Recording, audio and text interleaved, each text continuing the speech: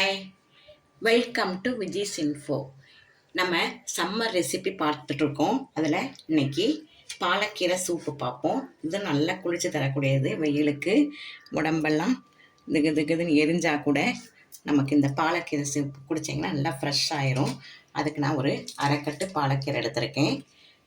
பாசிப்பருப்பு ஒரு 2 ஸ்பூனு, ஒரு தக்காளி கட் பண்ணி வச்சுருக்கேன், ஒரு பெரிய வெங்காயம் கட் பண்ணி வச்சுருக்கேன்.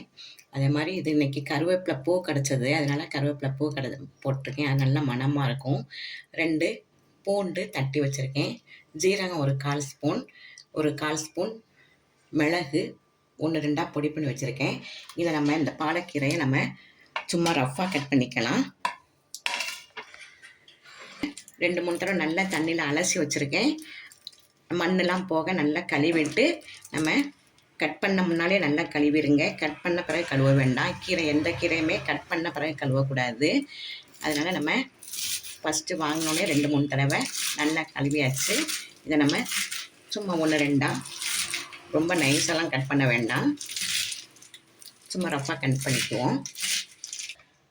நம்ம ரஃப்பாக கட் பண்ண பாலக்கீரை போட்டுடலாம் குக்கரில்.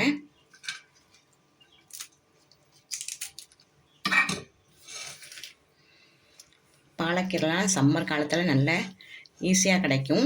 இதை நம்ம வாங்கி இதே மாதிரி சூப் பண்ணால் நல்லா உடம்பு குளிர்ச்சிக்கு நல்லது. இதிலே நம்ம தக்காளி, வெங்காயம், கருவேப்பிலை பூ, பூண்டு, ஜீரகம், மிளகு, பாசிப்பருப்பு எல்லாத்தையும் ஒன்று போல் போட்டுடலாம். போட்டு ஒரு 4 கிளாஸ் தண்ணி விட்டு ஒரு 7-8 சவுண்டு கொடுத்து வேக வச்சுருவோம்.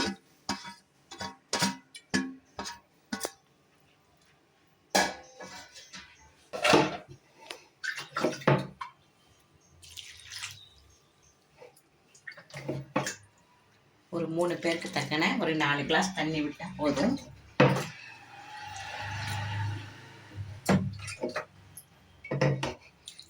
இதிலே கொஞ்சம் நம்ம மஞ்சள் தூளும் உப்பும் கலந்துக்கலாம், கொஞ்சம் பெருங்காயத்தூளும் கலந்துக்கலாம்.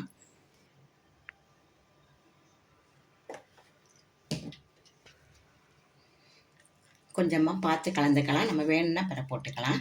உப்பு,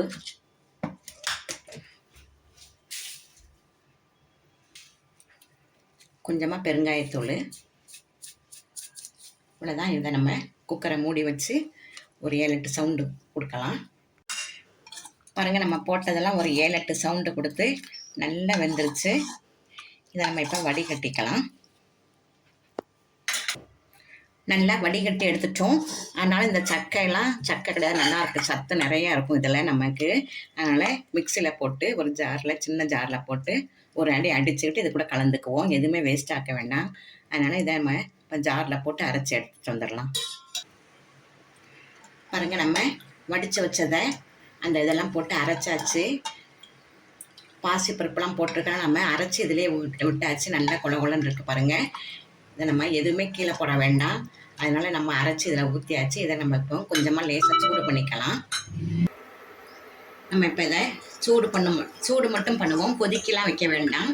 நல்லா சூடாக குடிக்கிறதுக்கு நல்லாயிருக்கும்னால நம்ம சூடு மட்டும் பண்ணுவோம்.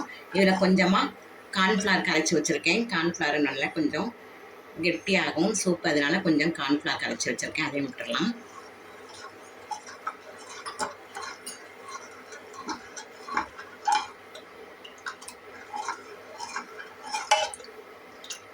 ஒரு 2 நிமிஷம் நல்லா சூடு பண்ணால் போதும்.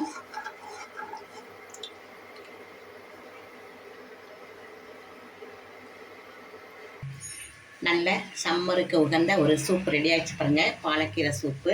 இது ரொம்ப உடம்புக்கு நல்லா குளிர்ச்சி கொடுக்கக்கூடியது. நீங்கள் வாரத்துக்கு ஒரு தடவையாவது இதை செஞ்சு அசத்துங்க. இந்த ரெசிபி கட்டாயமாக பிடிச்சிருக்கும். இதில் கொத்தமல்லி இலையோ உங்களுக்கு கூட குழந்தைங்களுக்கு என்ன பிடிக்குதோ அதை கூட நீங்கள் போட்டு பரிமாறலாம். ரொம்ப நல்லாயிருக்கும். செய்வது ரொம்ப சுலபந்தான். இதை நீங்கள் வீட்டில் செஞ்சு அசத்துங்க. இந்த ரெசிபி உங்களுக்கு பிடிச்சிருந்தால் லைக் பண்ணுங்கள், ஷேர் பண்ணுங்கள், சப்ஸ்கிரைப் பண்ணுங்கள், பெல் ஐக்கானை தட்டி விடுங்க. மற்றும் ஒரு நல்ல ரெசிபி உங்களை சந்திக்கிறேன். பாய்.